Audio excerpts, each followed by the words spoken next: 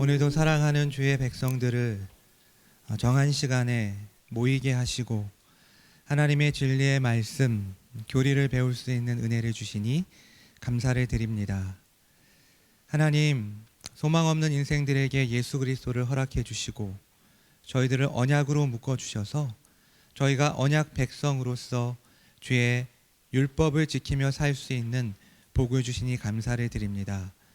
계속해서 저희가 이 도덕법인 십계명에 대해서 공부를 하게 될 테인데 아버지 하나님, 저희에게 지혜를 주셔서 이 진리의 말씀을 바르게 이해하고 저희들의 삶 가운데 적용해서 저희가 하나님 나라의 백성으로서 이 율법을 어떻게 준수하며 살아야 할지 바르게 배울 수 있는 은혜의 시간이 될 수 있도록 주님 저희와 함께하여 주시옵소서. 이 모든 말씀 예수님의 이름으로 기도합니다. 아멘. 예, 감사합니다. 오늘은 제28강 10계명을 올바르게 이해하기 위한 법칙들이라는 제목으로 함께 여러분들과 교리를 나누기를 원합니다. 대요리 문답 99문부터 102문까지 99, 100, 101, 102 4개의 문제를 좀 살펴보려고 하는데 그 가운데 가장 많은 부분이 오늘 지금 할애되어 있는 부분이 이 99문입니다. 10계명을 올바르게 이해하기 위해 준수해야 할 법칙들은 무엇입니까? 라고 이렇게 나와 있죠. 내용이 좀 많기 때문에 8개의 답이 나와 있거든요. 그래서 이걸 한꺼번에 다 읽지 않고 이제 1번 읽고 1번에 관한 내용을 2번 읽고 이렇게 같이 이렇게 하나씩 해서 8개의 내용들을 좀 살펴보려고 합니다. 여러분, 근데 사실 이 99문 10계명을 올바르게 이해하기 위해 준수해야 할 법칙들이 이 소요리 문답에는 안 나오거든요. 대요리 문답에만 나와 있습니다. 자, 그렇다면 왜 우리의 믿음의 선배들은 이게 이제 좀 중요한 내용이기 때문에 여기에다 이렇게 이 내용을 삽입해 넣은 것 아니겠습니까? 왜 집어넣었을까요? 한번 생각을 좀 해봤으면 좋겠어요. 그냥 10계명 공부하면 되잖아요. 10계명의 각 계명들의 내용과 그 의미와 적용에 대해서 우리가 공부를 하면 되는데 굳이 10계명을 본격적으로 공부하기 전에 이 99문에서 이 10계명을 제대로 이해하기 위해서는, 올바르게 이해하기 위해서는 우리가 알아야 할, 이해해야 할 몇 가지의 그런 8가지의 그런 규칙들을 망라해 놓은 것이거든요. 왜 이와 같은 작업을 해 놓은 것일까요? 이걸 어떻게 좀 설명할까라고 좀 고민을 좀 해봤는데, 이제 제가 핸드폰을 가지고 있는데 이 핸드폰이 지금 이제 1년이 됐죠. 1년 전에는 최신 폰이었는데 1년이 지나니까 또 새로운 시리즈가 나왔단 말이죠. 근데 이제 맨 처음에 핸드폰을 샀을 때 그 기분, 그리고 그 핸드폰을 좀 제대로 좀 활용하기 위해서는 사실은 좀 공부를 해야 됩니다. 핸드폰이 뭐 간단하게 전화를 걸고 전화를 받고 문자를 좀 주고받고 또 요즘엔 뭐 카톡들이나 뭐 어플들이 있어서 그렇게 좀 하면 되지라고 생각을 했는데, 사실은 옛날에는 이 핸드폰을 사면 그 박스 안에 매뉴얼북이 굉장히 두껍게 같이 딸려왔어요. 근데 요즘에는 그 매뉴얼북도 없더라고요. 그게 인터넷으로 연결을 해가지고 PDF로 그걸 볼 수 있게 해놨는데 그것만 해도 기백 페이지가 돼요. 100페이지가 넘어가요. 자, 여러분, 사실 제가 최신 폰을, 뭐 1년 전이지만 최신 폰을 가지고 있지만 제가 그 이 전화기에 대해서, 핸드폰에 대해서 몇 퍼센트 정도를 쓰고 있을까요? 아마 50%도 그 기능을 다 못 쓰고 있는 것 같아요. 그렇다면 이 핸드폰을 제대로, 이 핸드폰이 가지고 있는 기능과 핸드폰이 가지고 있는 그러한 그 성능을 양껏 활용하기 위해서는 어떻게 해야 되겠습니까? 매뉴얼북을 보고 하나씩 차근차근 공부를 해야 그 핸드폰이 가지고 있는 기능들을 제대로 활용할 수가 있는 거예요. 10계명도 마찬가지인 것 같습니다. 우리가 그냥 10계명의 내용들을 그냥 바로 들어가서 공부를 해도 되지만 이렇게 우리의 믿음의 선배들이 10계명을 올바르게 이해하기 위해서 준수해야 할 법칙들을 이렇게 망라해 놓은 이유는 그 10계명이 어떠한 의미가 있는지를 좀 더 풍성하게 우리에게 알려주기 위해서 이러한 작업들을 해놓은 것입니다. 따라서 여러분들, 저와 여러분도 이 과정을 통해서 앞으로 우리가 공부하게 될 이 십계명에 대한 내용들을 좀 더 풍성하게 이해할 수 있었으면 좋겠습니다. 우리 한번 1번 한번 읽어보도록 하겠습니다. 시작. 율법은 완전한 것이기에 율법은 모든 사람이 율법이 말하는 의에 이르기까지 전인격을 다하여 따르되 영원토록 전적으로 순종하도록 의무지웁니다. 따라서 모든 사람은 모든 의무를 더할 수 없는 정도로 완전히 행해야 하고 어떤 죄든 아주 조금이라도 지어서는 안 됩니다. 여러분 잠깐 시간을 드릴 테니까 여러분들이 한번 좀 끊어서 지금 1번 답이 뭘 말하고 있는지를 좀 생각해 보면 좋겠어요.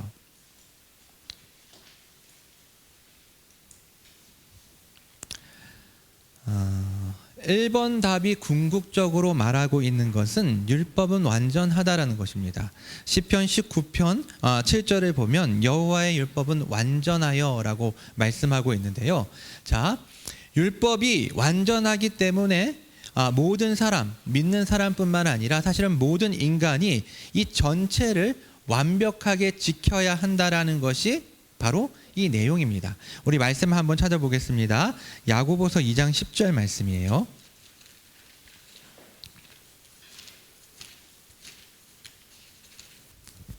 야고보서 2장 10절 말씀. 자, 같이 한번 읽겠습니다. 누구든지 온 율법을 지키다가 그 하나를 범하면 모두 범한 자가 되나니. 아멘. 그러니까 율법을 지키는데 99가지를 다 지켰어도 한 가지를 어기게 되면 그 율법을 우리가 지키지 못한 것이 된다라는 것입니다. 자, 율법이 완전하기 때문에 모든 사람들은 이 율법을 완전하게 지켜야 한다라는 것이 궁극적으로 1번이 말하고 있는 내용입니다. 좀 더 상세하게 한번 보도록 하겠습니다. 어떻게 율법을 지켜야 하는가? 전 인격으로 율법을 지켜야 합니다. 십계명은 인간의 마음의 상태, 생각과 감정, 그리고 말과 행동을 포함하는 전 인격으로 이것을 지켜야 한다라고 이야기하고 있습니다. 그리고 일시적으로만 지키는 게 아닙니다. 영원토록 이 계명, 이 도덕법을 지켜야 한다라는 것이죠. 도덕법은 인간에게 영원히 구속력이 있다. 그리고 이 세상과 오는 세상에서 다 구속력이 있다라는 것이죠. 물론 우리가 영원한 나라에서 맞이하게 될 그 도덕법은 이 땅에서 우리가 지켜야 하는 도덕법과는 좀 다를 것입니다. 하지만 분명한 것은 영원한 나라에 가서도 우리가 하나님 나라의 백성으로서 우리에게 부여되는 도덕법이 있을 것이고, 무엇이겠습니까? 그것이 하나님을 사랑하고 이웃을 사랑하는 거죠. 근데 여기에서는 좀 더 세분화시켜서 이 땅에 우리가 아직 완전히 성화가 되지 않은 상태이기 때문에 뭐 살인하지 말라, 간음하지 말라, 이런 세부적인 이 땅에서 필요한 도덕법들이 논하여지고 있지만, 사실 영원한 나라에 우리가 들어가게 되면 우리가 완전히 영화된 상태이기 때문에 지금과는 다른 양상이겠지만 그래도 우리에게 도덕법이 부여된다라는 것입니다. 자, 두 번째입니다. 약간의 불순종도 인정할 수 없다. 세상의 법은 오류와 모순이 있기 때문에 예외와 한계를 인정할 수밖에 없지만 하나님의 율법은 완전하기 때문에 약간의 불순종도 용납할 수 없다라는 것이죠. 이 세상의 법이 아무리 완벽하게 만들었다고 하더라도 그 법은 어떠한 제한된 환경과 시간과 공간에서 만들어진 법이기 때문에 그 법이 다른 나라로 간다면 그 법은 위법이 될 수도 있습니다. 무슨 말인지 아시겠죠? 그러니까 그 상황과 형편에 따라서 그게 오류가 있을 수 있고 왜곡될 수가 있는 거예요. 하지만 이 하나님께서 만드신, 이 절대 주권자이신 하나님께서 만드신 이 도덕법은 하나님께서 주권자이시기 때문에 완벽하다라는 것이죠. 어느 공간, 어느 시간에서도 이 율법은 완전하기 때문에 우리가 거기에 토를 달 수가 없다라는 것입니다. 그래서 반드시 순종해야 된다라는 것이죠. 자, 그렇지만 하나님의 기준을 통과할 수 있는 존재가 있다 없다? 없다라는 것이죠. 우리가 지난 시간에도 이 부분에 대해서 좀 나누었는데, 자, 하나님은 타락한 인간에게 맞춰서 그의 계명의 법을 낮추지 않습니다. 왜 그럴까요? 하나님이 무자비한 분이시기 때문에 그렇지 않습니다. 이 율법은 하나님의 속성을 반영하는 것이기 때문에 하나님은 어떠한 하나님이십니까? 변하지 않는 불변하는 하나님이세요. 그래서 이 율법의 기준은 변할 수가 없는 겁니다. 여러분, 하나님은 다양한 속성들이 있죠. 우리와 공유하고 있는 공유적인 속성이 있고 인간과 공유할 수 없는 비공유적인 속성이 있어요. 크게 이 비공유적 속성 가운데 세 가지가 중요한 속성이 있는데 여러분 기억나십니까? 하나님은 무한하시고 영원하시고 불변하신 하나님이세요. 이 지구상에 존재하는, 아니 우주에 존재하는 그 모든 존재물들이 무한할 수 없고 영원할 수 없고 변하지 않을 수 없죠. 근데 하나님은 이 세 가지의 속성을 가지고 계신 분이세요. 그 변하지 않는 하나님의 기준, 변하지 않는 하나님의 속성이 반영된 것이 이 도덕법, 이 율법이기 때문에 인간이 타락했지만 인간의 타락한 기준에 낮추어서 이 율법을 우리에게 제시하지 않는다라는 것이죠. 자, 타락 이후 인간의 무능력 때문에 율법을 지킬 수 없기에 이것은 곧 인간의 과실이다. 따라서 하나님께서는 인간에 맞춰 그 요구를 낮추실 수 없다. 결국 하나님이 인간이 성취하지 못할 계명을 요구해도 하나님의 그 요구는 매우 합당하다. 네. 하나님께서는 한결같은 기준을 우리에게 요구하시고 요청하시는 것이지만 문제는 타락 이전에는 인간이 이 율법을 지킬 수 있는 능력이 있었지만 타락 이후에 인간이 타락하면서 죄로 인해서 망가지면서 하나님의 형상이 깨어지면서 이 율법을 지킬 수 없는 상태가 되었기 때문에 이것은 인간의 문제이지 인간의 과실이지 이 책임을 하나님께 돌릴 수 없다라는 것입니다. 따라서 하나님께서 우리에게 요구하시는 이 도덕법, 이 율법, 이 십계명은 하나님의 입장에서는 정당한 것이고 그 책임은 우리에게 있다라고 말할 수가 있습니다. 자, 두 번째입니다. 두 번째 2번 한번 읽어보겠습니다.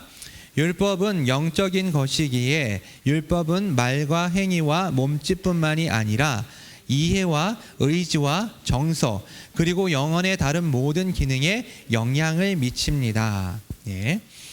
율법은 영적인 것, 신령한 것이라는 뜻이죠. 한번 로마서 7장 14절을 찾아보겠습니다.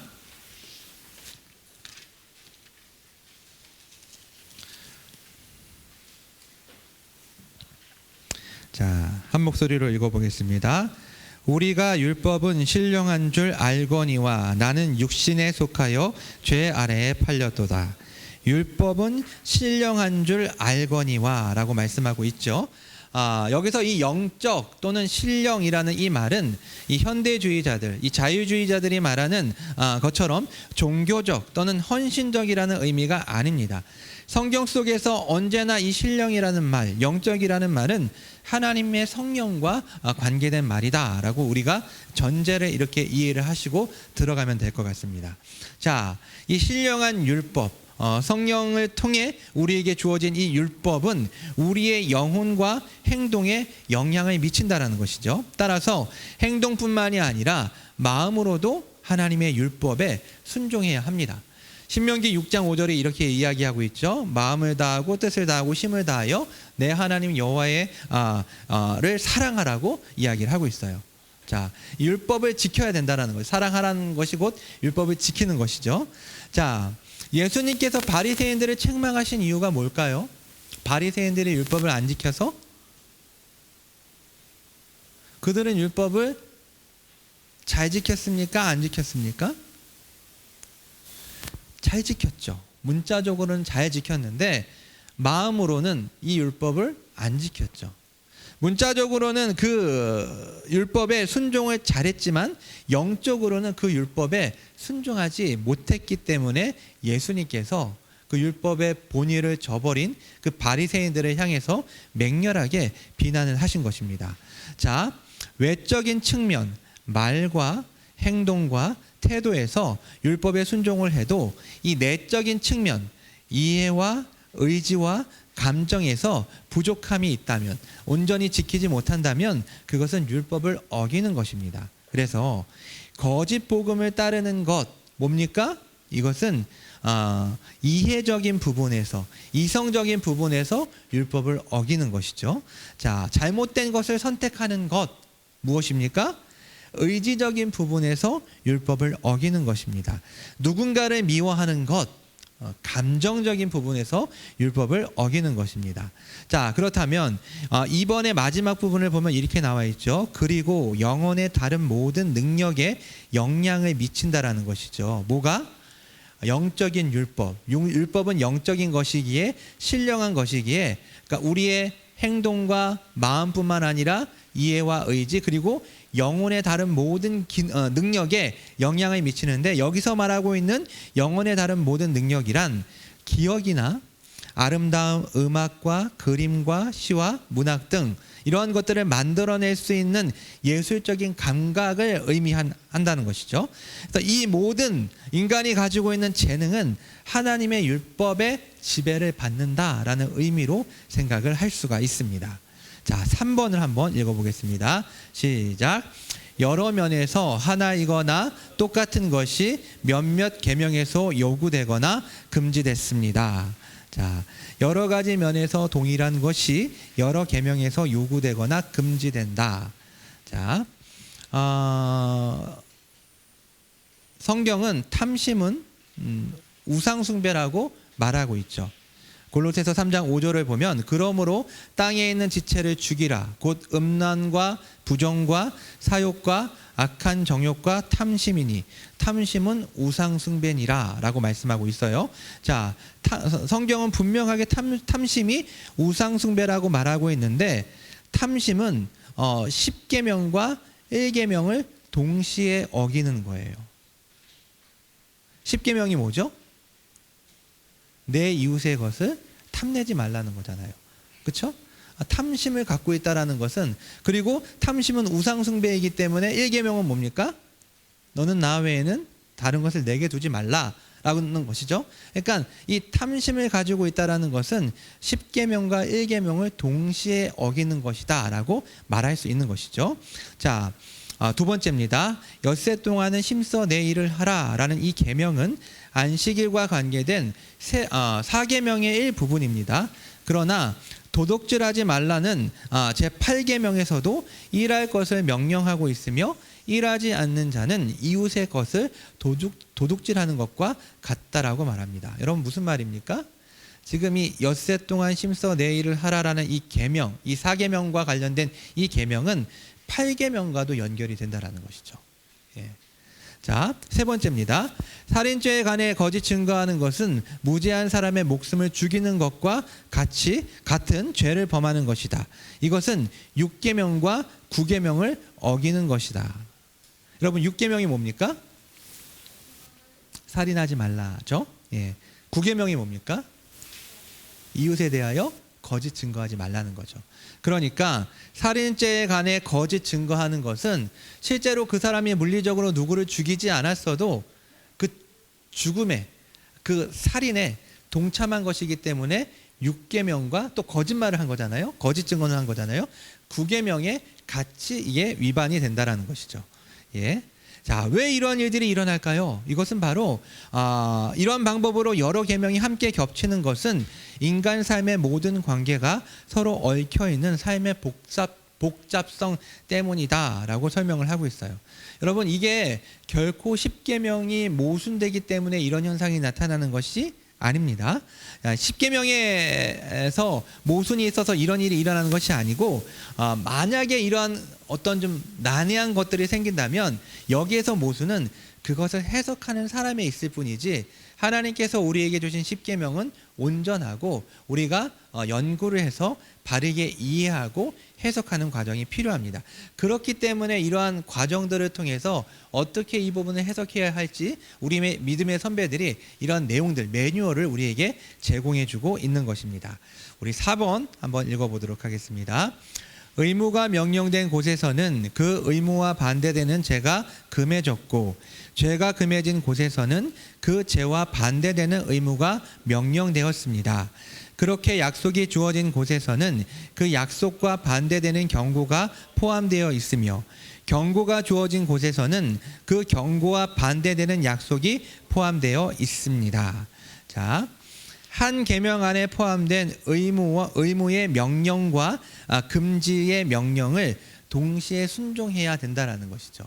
한 계명 안에 똑같은 계명이지만 그 안에 우리가 해야 하는 어떤 의무의 내용이 있을 수도 있고 또 우리가 하지 말아야 하는 금지의 내용이 같이 포함될 수 있다라는 것이죠. 자, 대우리 문답은 10계명 안에 긍정적 의무를 말하는 것이죠. 긍정적이고 부정적인 이 금지의 요소들이 각 계명 안에 암시되어 있다라고 교훈하고 있습니다. 의무가 명령된 곳에는 그와 반대되는 죄가 금지되어 있고 죄가 금지된 곳에는 그와 반대되는 의무가 명령되어 있습니다. 똑같은 내용이지만 한 계명을 통해서 의무와 금지가 한꺼번에 나타날 수도 있다라는 것이죠. 어떤 것이 있을까요? 이사야 58장 13절입니다. 우리 한번 찾아볼까요?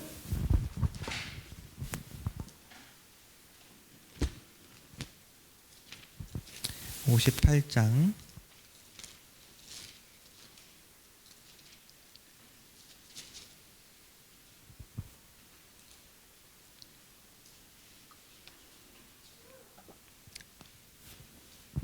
이사야 58장 13절 같이 한번 읽어보겠습니다.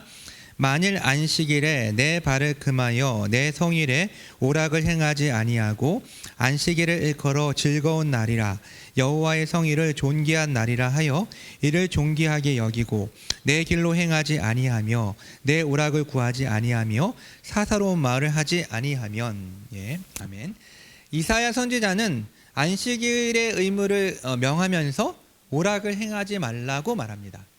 사계명에서 뭐라고 얘기하고 있는 거예요? 사계명에서는 안식일을 거룩하게 지키라고 얘기를 하고 있는데 덧붙여서 오락을 하지 말라, 금지의 명령이 여기 들어가 있다라는 것이죠. 긍정의, 그러니까 의무적인 사항을 부여하면서 동시에 금지의 내용을 이 안에 포함하고 있다라는 것이죠. 에베소서 4장 28절은 이렇게 이야기하고 있습니다. 도둑질하는 자는 다시 도둑질하지 말고 돌이켜 가난한 자에게 구제할 수 있도록 자기 손으로 수고하여 선한 일을 하라. 그러니까 사도 바울은 이 도둑질을 금하면서 가난한 자에게 구제하라고 말하고 있는 거예요. 도둑질하지 말라라는 금지의 내용이 있지만 그 가운데 구제하라라는 긍정의 어떤 우리의 의무적인 상황을 여기다 포함시키고 있다라는 것이죠. 이게 꼭 10계명의 내용은 아니죠. 그렇죠? 그렇지만 우리가 성경 안에 있는 이 계명들이라는 것은 사실 10계명은 요약하고 압축해서 10계명인 것이고 실제적으로는 다양한 계명들이 있습니다. 그 계명들이 서로 상충되지 않는다라는 것이죠. 지금 이러한 과정을 통해서 이러한 계명들이 나타날 때 우리가 이 계명을 어떻게 이해해야 하는지에 대한 방법을 지금 설명하고 있는 것입니다. 자, 그래서 우리가 10계명 그리고 10계명을 포함한 이 하나님의 도덕법을 온전히 지키기 위해서는 한 계명 안에 포함된 의무의 명령과 금지의 명령을 동시에 순종해야 된다라는 것이죠. 같은 계명 안에 의무와 금지, 해야 할 것과 하지 말아야 할 것이 동시에 들어갈 수 있다라는 것입니다. 자, 한번 5번 문제 다시 한번 5번에 대한 답을 읽어보겠습니다. 하나님께서 금지하시는 것은 단 한 번이라도 결코 해서는 안 되며 하나님께서 명령하시는 것은 항상 행해야 합니다. 그러나 하나님께서 명령하시는 모든 특별한 의무를 항상 행해야 하는 것은 아닙니다. 자, 하라는 것은 하고 하지 말라는 것은 하지 않는 것이 기본적인 원칙이라는 거예요. 자, 먼저 하나님께서 금하신 것은 무엇이라도 해서는 안 된다. 이 말은 뭐냐면 목적이 바르더라도 목적이 옳은 목적이라고 하더라도 수단이 약하면 그것은 잘못된 일이다라는 것입니다. 통속적인 개념에 따르면 하나님이 금하신 것이라도 선한 목적, 선한 의도라면 행할 수도 있다라고 생각하는 경우들이 있죠. 사람들은 그렇게 생각하는 경우가 있단 말이죠. 하지만 그렇게 할 수 없다라는 것입니다. 예를 든다면 어떤 이의 생명을 구하기 위해서 거짓말하는 것, 물론 우리 주변에서는 선한 거짓말, 하얀 거짓말 이렇게 표현되는 경우들이 있는데 거짓말하는 자체가 사실은 죄를 범하는 것이기 때문에 그것도 이제 상황 윤리에 따라서 달라질 수는 있지만 기본적인 것은 잘못을 범하는 것을 의미합니다. 두 번째는 해외 선교를 위해서 도박을 통해서 돈을 버는 것. 얼마나 좋아요. 돈을 많이 벌면 그걸 가지고 선교 좋은 일을 하는 거잖아요. 그렇지 않다라는 것이죠. 아무리 좋은 목적과 의도를 가지고 있다고 하더라도 그 과정, 그것들을 어떻게 행하는 그런 과정이 하나님의 계명에 어긋나는 것이면 그것이 옳지 않다라는 것을 말하고 있는 것입니다. 자, 성경적인 예를 들어보도록 하겠습니다. 욥을 비방하는 세 친구가 있었죠. 욥의 세 친구는 하나님의 명예를 지킨다는 명목하에 욥을 아주 신랄하게 비난을 했습니다. 하지만 결국에는 하나님께 이 세 친구는 혼나죠. 너희들이 잘못했다라고 옳지 않다라는 평가를 받게 됩니다. 바울도 똑같은 이야기를 하죠. 우리 한번 로마서 3장 8절을 찾아보겠습니다.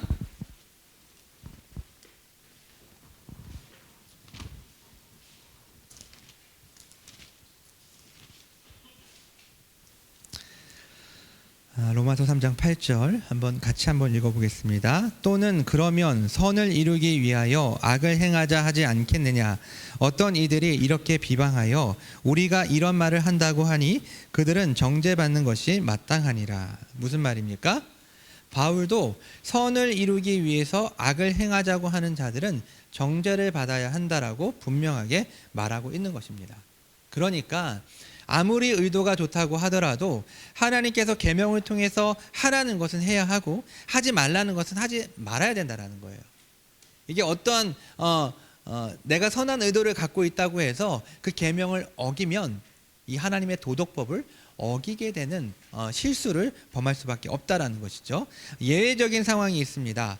하나의 상황에 두 가지 이상의 의무가 요청이 될 때인데 예수님은 바리새인들에게 제사보다 자비가 더 중요하다라고 말씀을 하셨죠. 마태복음 12장 7절을 보면 이런 말씀이 있습니다. 나는 자비를 원하고 제사를 원하지 아니하노라 하신 뜻을 너희가 알았더라면 무죄한 죄를 정죄하지 아니하였으리라. 무슨 말입니까? 사실 제사 중요합니까? 중요하죠. 자비 중요합니까? 중요합니다. 여기서 지금 예수님이 말씀하시는 것은 제사가 나쁘다, 제사를 하지 말라라는 게 아니에요. 자비가 더 낫다라는 것을 지금 설명하고 있는 거죠. 그러니까 그렇지만 이 두 가지가 다 중요하지만 그 중에서 먼저 우선적으로 지켜야 할 계명이 있다라는 것입니다. 자, 여기서는 자비가 되겠죠. 그래서 두 가지 이상의 계명, 의무가 충돌될 때는 더 근본적인 의무에 우리가 순종해야 한다라는 것을 말해주고 있습니다. 6번 보도록 하겠습니다. 6번 답 시작. 한 가지 죄나 의무 속에 있는 똑같은 종류의 것들은 모두 금해졌거나 명령되었는데 이에 대한 모든 원인과 수단, 기회, 모양 그리고 이것들에 대한 자극까지도 그 죄나 의무에 포함되어 있습니다. 자, 10계명의 각 계명에는 같은 종류의 죄와 의무가 포함되어 있습니다. 같은 종류의 죄가 있고 같은 종류의 의무가 있죠. 예. 자, 첫 번째 같은 종류의 죄에서 첫 번째 6계명이 살인하지 말라라는 것인데요. 자, 마태복음 25장 21절로 22절을 보면 형제에게 노하거나 라가라 하는 자, 욕을 하는 자는 살인한 것과 똑같다라고 예수님께서 말씀을 하시죠. 그렇죠? 같은 계명인데 같은 종류의 지금 의무가 나와 있는 것입니다. 제7계명에서는 간음하지 말라라는 것이 제7계명인데 마태복음 5장 27절로 28절에서 예수님께서는 음욕을 품고 여자를 보지 말라고, 음욕을 품고 여자를 보면 이미 간음한 것이라고 이야기를 합니다. 같은 맥락, 같은 의무가 지금 들어가 있는 것이고요. 자, 같은 종류의 죄가 들어가 있는 것이고 같은 종류의 의무가 있습니다. 제5계명 내 부모를 공경하라라는 계명이죠. 근데 이것은 경제적으로 부모를 부양하라는 내용과 똑같은 내용입니다. 그리고 제7계명 간음하지 말라라는 것은 배우자를 사랑하라라는 내용과 똑같은 내용입니다. 그러니까 똑같은 계명 안에 같은 종류의 죄가 같은 종류의 의무가 들어갈 수 있다라는 것입니다. 예. 7번 문제 한번 읽겠습니다. 7번 답. 다른 사람들이 그들의 지위에서 해야 할 의무를 따라 하나님께서 금지하신 것과 명령하신 것을 그들이 피하거나 행하도록 우리는 우리의 지위에서 하나님께서 우리에게 금지하신 것과 명령하신 것을 반드시 행해야 합니다. 예. 7번의 A는요. 7번과 8번에 대한 설명이라고 볼 수가 있습니다. 십계명을 올바르게 이해하기 위한 마지막 두 가지의 규칙은 우리 이웃의 도덕적 복지에 대한 책임감에 대해서 말하고 있습니다. 이 두 가지 규칙들은 하나님의 뜻에 대한 순종이 단순히 개인적인 문제가 아니라 다른 이들을 향한 관심과도 연결되어 있다라는 것을 말해 줍니다. 그러니까 십계명은 나 개인이 이 계명을 지키는 것뿐만이 아니라 함께 우리 이웃들이 이 계명을 지키는 것에 관심을 갖고 있어요. 그래서 함께 이것을 지켜야 하고 함께 하나님께서 하지 말라고 하는 것들은 주의해야 하면서 이 계명들을 지켜나가야 한다는 것을 7번과 8번이 설명하고 있는 것이죠. 자, 실예를 한번 들어보도록 하겠습니다. 사계명의 경우 안식일을 기억하여 거룩하게 지키라는 이 계명이죠. 이 경우 하나님은 본인뿐만 아니라 모든 가족, 여종, 심지어 가축과 손님까지도 안식에 동참하도록 해야 한다라고 말씀하셨습니다. 우리 한번 출애굽기 20장 10절을 볼까요?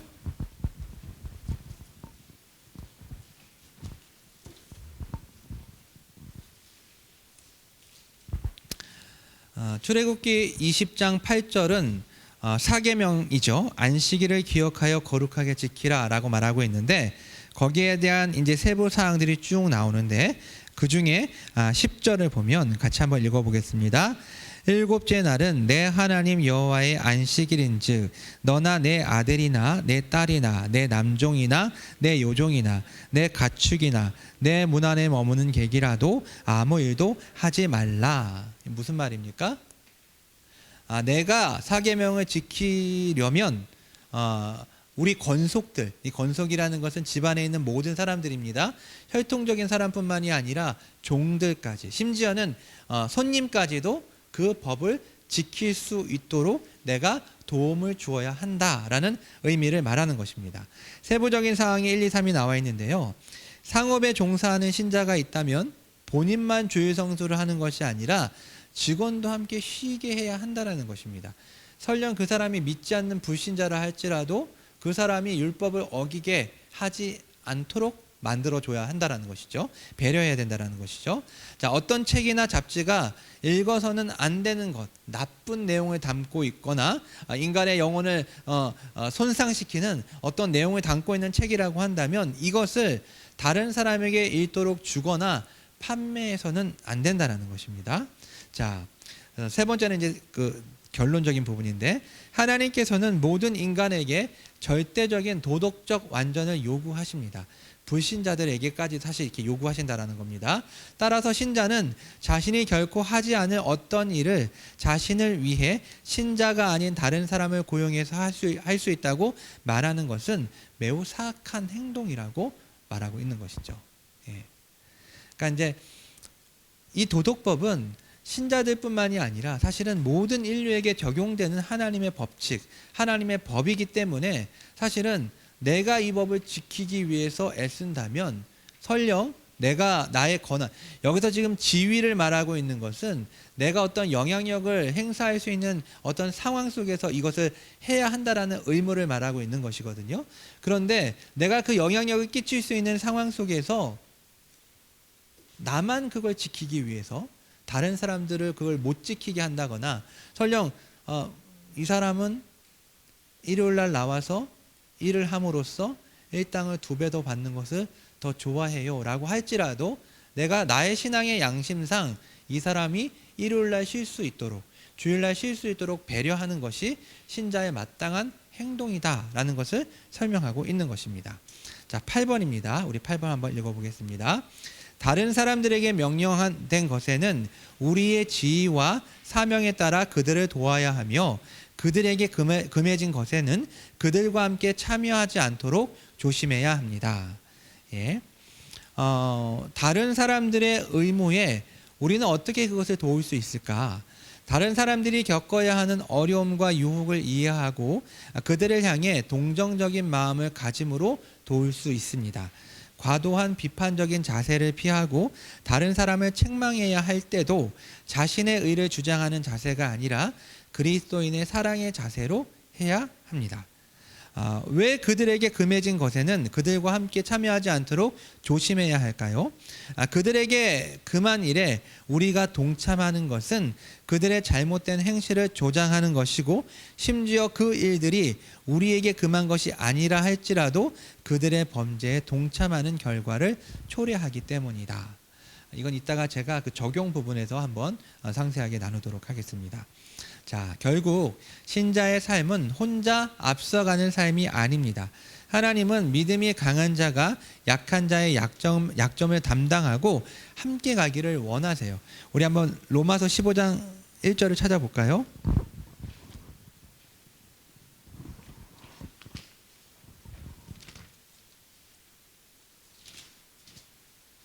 자, 로마서 15장 1절 같이 한번 읽어보겠습니다. 믿음이 강한 우리는 마땅히 믿음이 약한 자의 약점을 담당하고 자기를 기쁘게 하지 아니할 것이라. 아멘. 자, 따라서 우리가 느리게 가더라도 선을 행하는 것과 악을 금하는 일에 함께 힘을 모아야 합니다.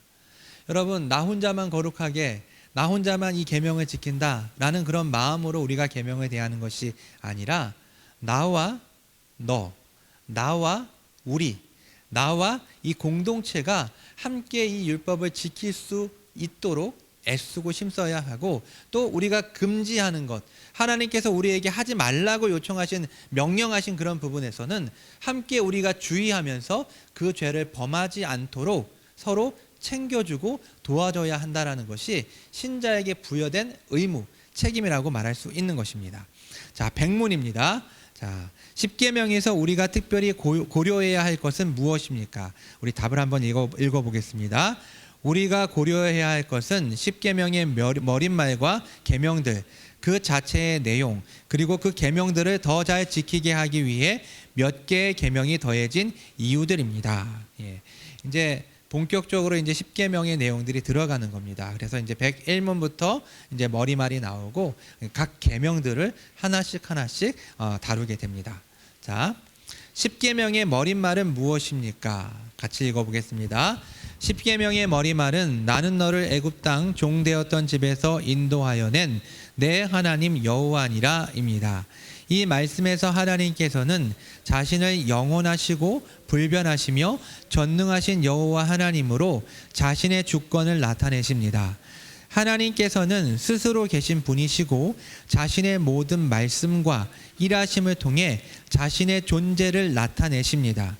또한 하나님께서는 옛 이스라엘과 언약을 맺으신 것과 같이 자신의 모든 백성과 언약을 맺으시는 분으로 애굽에서 종살이하던 옛 이스라엘을 구하여 내신 것과 같이 우리를 영적인 속박에서 건져내십니다. 그러므로 우리는 이분만을 우리의 하나님으로 삼고 하나님께서 주신 모든 계명을 다 지켜야 합니다. 여러분, 다시 한번 시간을 드릴 테니까 이 101문을 한번 천천히 끊어서 어떤 내용인지 한번 살펴보도록 하겠습니다.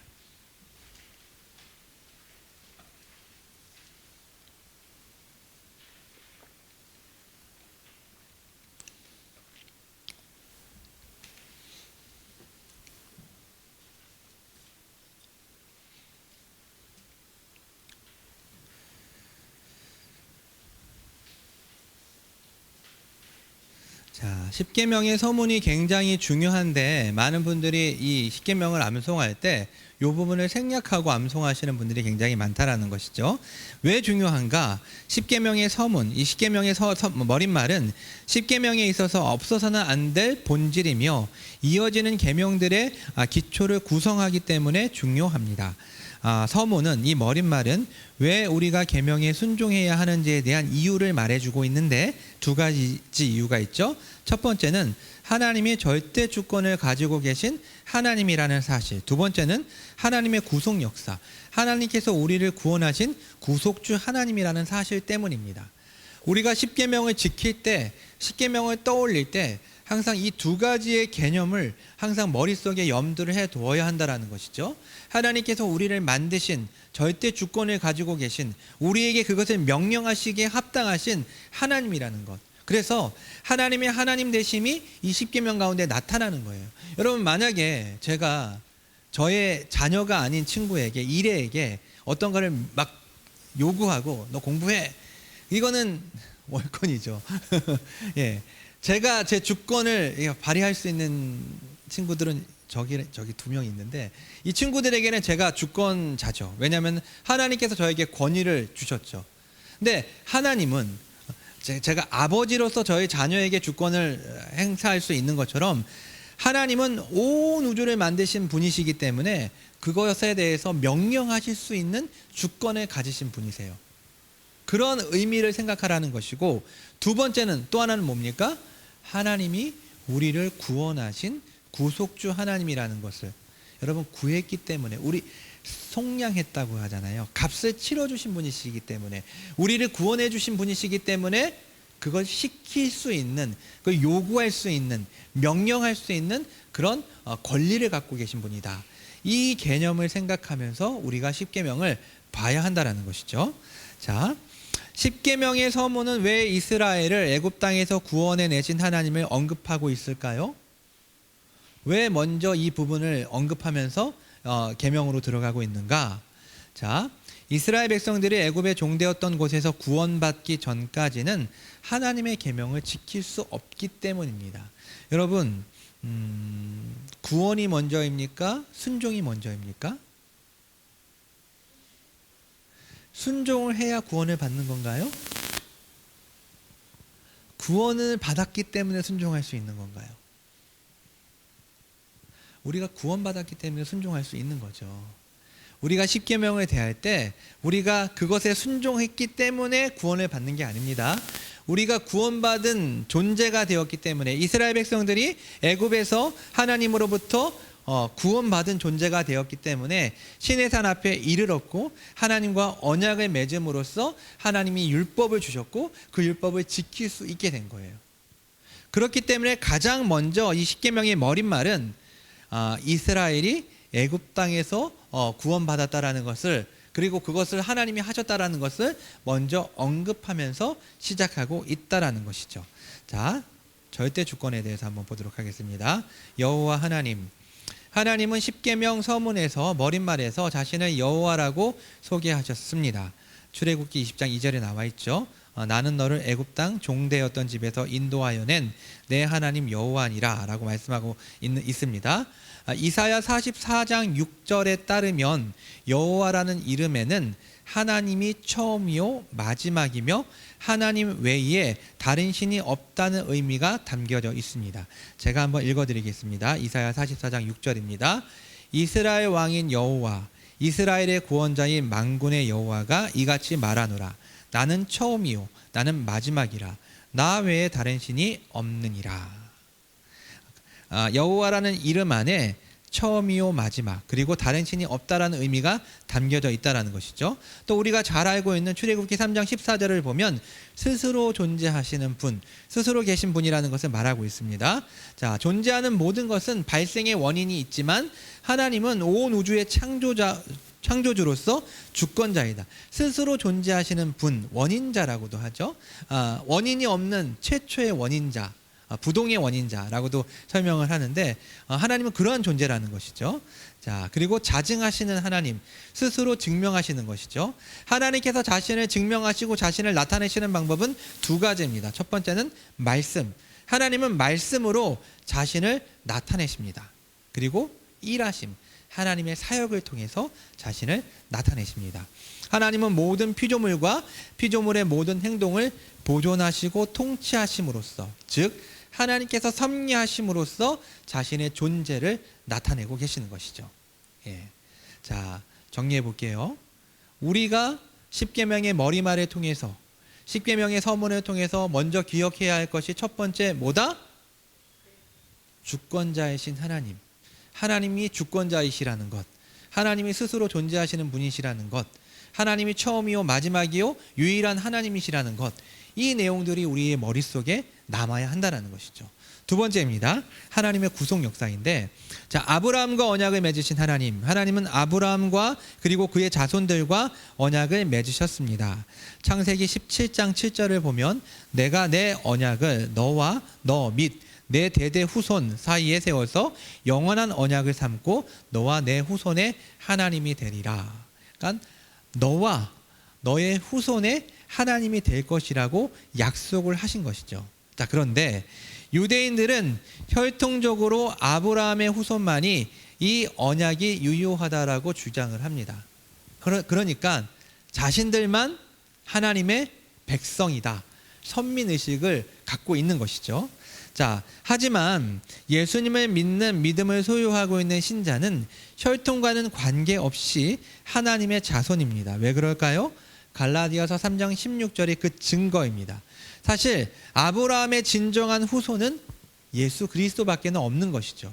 갈라디아서 3장 16절이 굉장히 중요한 말씀인데요. 찾아볼게요.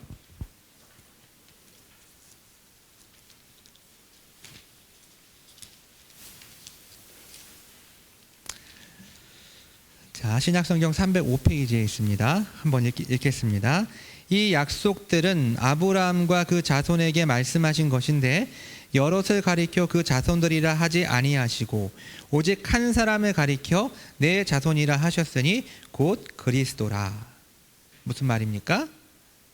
이 언약이 아브라함과 그 자손에게 하신 약속인데, 언약인데, 여러 혈통적인 그 사람들을 말하는 것이 아니라 오직 한 사람만이 그 자손인데 누구다? 예수님이라는 것이죠. 그런데 우리는 예수님과 어떤 관계에 있는 사람이에요?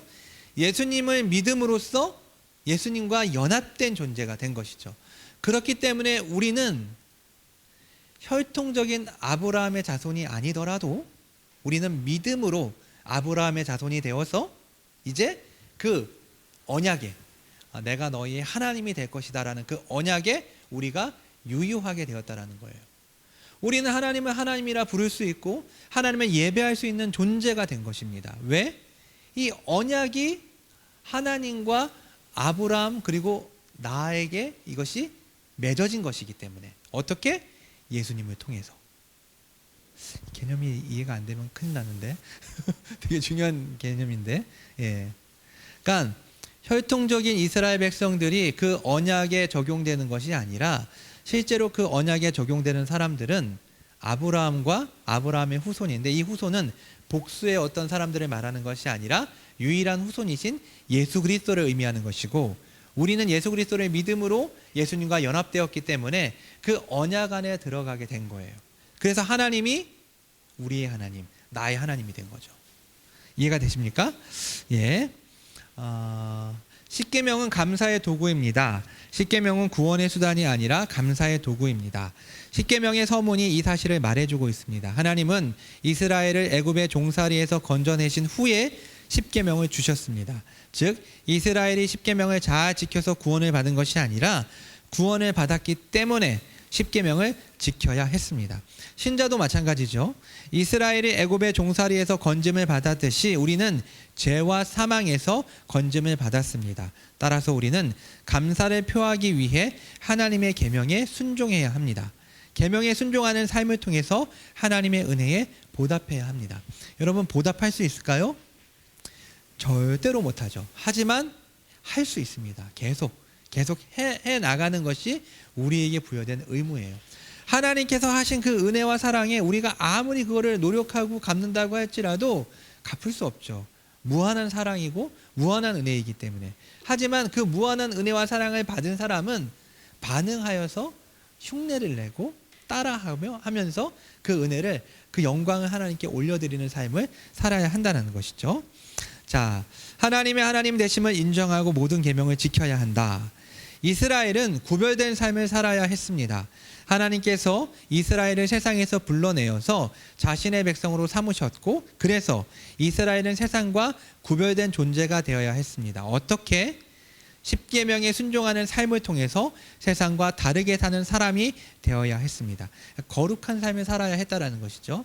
거룩하신 하나님께서 계명을 주셨고 거룩한 삶을 살라고 요청했기 때문에 십계명을 지킴으로써 거룩한 삶을 살아야만 했던 것이 이스라엘 백성들에게 부여된 책임이었습니다. 역시 마찬가지로 신자도 구별된 삶을 살아야 합니다. 하나님께서 신자를 세상에서 불러내어 자신의 백성으로 삼으셨고 따라서 신자는 세상과 구별된 삶을 살아야 합니다. 어떻게? 이 세상의 기준이 아닌 십계명의 원리를 따라 순종함으로 우리는 거룩한 삶을 살아야 합니다. 마지막 102문입니다. 하나님께 대한 우리의 의무를 담고 있는 네 계명의 요약은 무엇입니까? 읽겠습니다.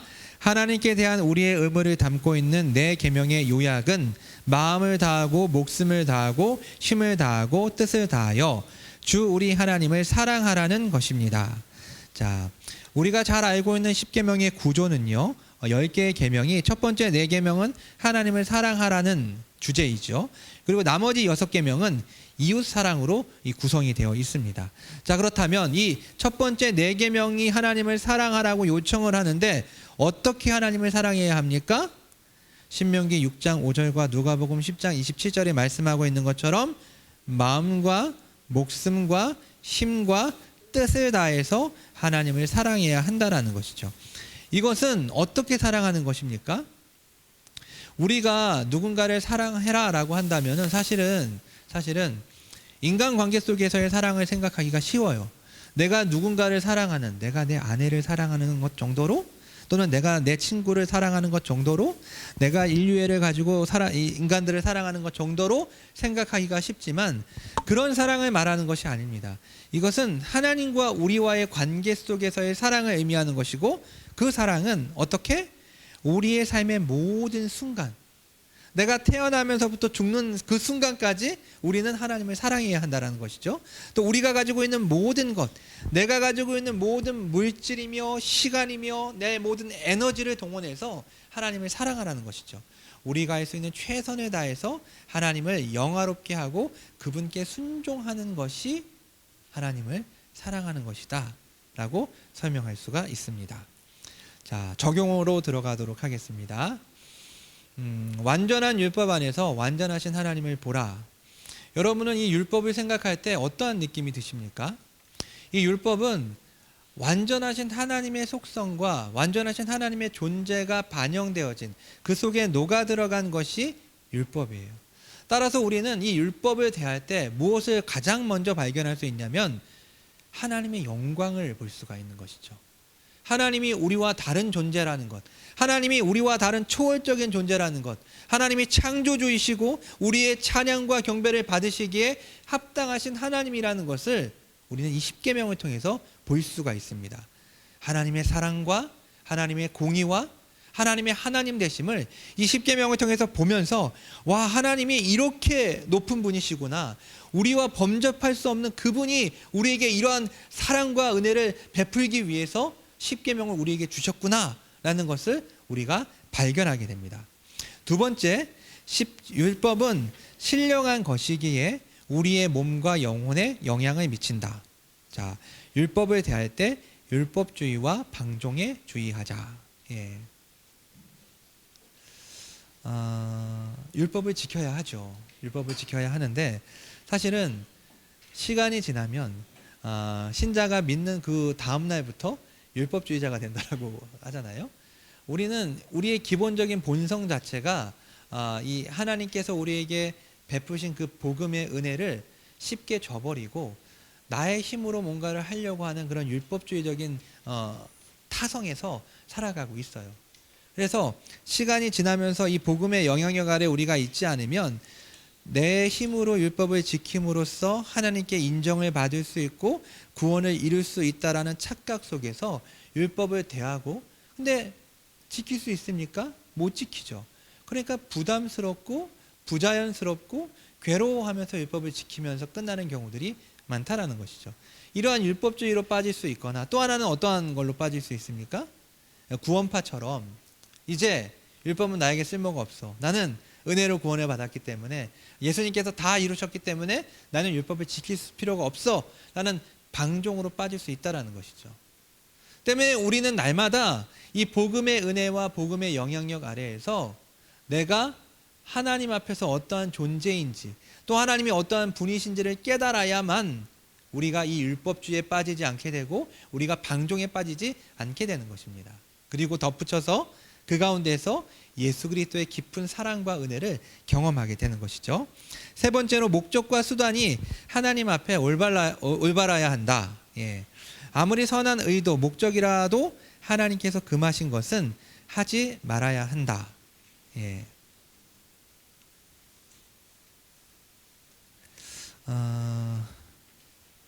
이건 아까 전에 설명을 했기 때문에 더 설명하지 않도록 하겠습니다. 십계명, 도덕법은 개인적인 순종의 문제뿐만 아니라 이웃을 향한 관심까지도 포함하고 있다. 다른 사람을 돕고 함께 조심해야 한다. 아까 전에 이제 7번, 마지막 8번이 그런 얘기가 있었어요.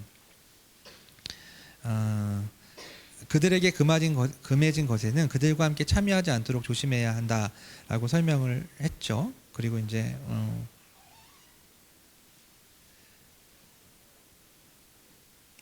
8번에 B에서 그들에게 금해진 것에는 그들과 함께 참여하지 않도록 조심해야 할, 왜 그렇게 해야 될까?